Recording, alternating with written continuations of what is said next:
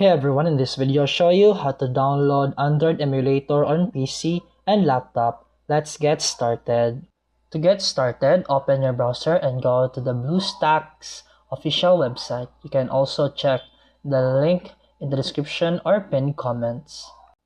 Once you're on the site, click on Download BlueStacks 5. It's one of the most popular and stable Android emulators available for Windows and Mac. After downloading, open the File Explorer, go to Downloads, and double-click the installer. Then, if a Windows security pop-up appears, just click Yes to allow it. Then click Install Now and agree to the terms of use.